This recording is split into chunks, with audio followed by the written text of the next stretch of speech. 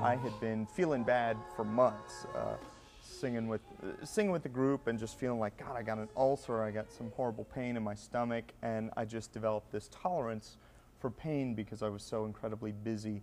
Jeremy Jones sings with the a cappella stage group Toxic Audio. But a year ago, something toxic was happening inside of him. The guy felt my abdomen and just said, just immediately came out with big words like cancer, melanoma, maybe even HIV, we don't know. He was in Florida, only 32, starring in a show that was set to begin a run off Broadway in New York City. He and his wife Shaliza, also a member of the cast, had 3 small children. On the very same day the show was supposed to open, came the final devastating diagnosis.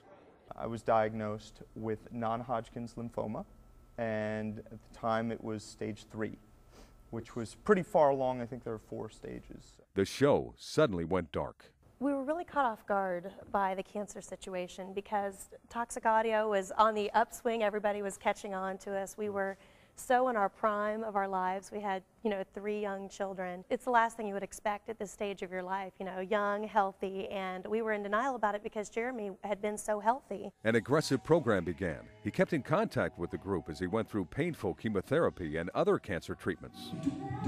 But you know what? Instead of hiring a replacement, all the other members of Toxic Audio decided to put the act on hold while Jeremy battled his toxic body.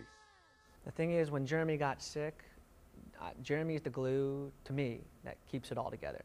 He's my brother. He's a very strong creative force in the group, and the boat wasn't going to sail without him. The toughest part, I think, is being separated from your friends and family. There were times where I couldn't be with my kids, and that's why I don't really talk about it much. You put it in a compartment of your mind, and then you think about it. So it was real tough, but the good thing is that I did have my family around me and my friends around me to get me through it and love me through it. So.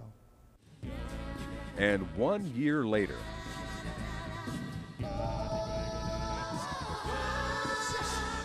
Jeremy and Toxic Audio finally made it to Broadway, whole, healthy, and happy that they made that tough decision a year earlier. And after Jeremy's last checkup found no cancer, this former workaholic artist suddenly has a new list of priorities. Which are my wife and my 3 kids are way up here, and everything else is way down there. We were complete again. There was just so much chemistry with the 5 of us, and it was also wonderful to have my husband and my partner back on stage with me. And along with being cancer-free, Jeremy found a miracle cure for bad reviews. It's my mantra. It's like, well, boy, the Times gave us a bad review, but I don't have cancer. In high definition, Dave Barker, VOOM HD News, New York.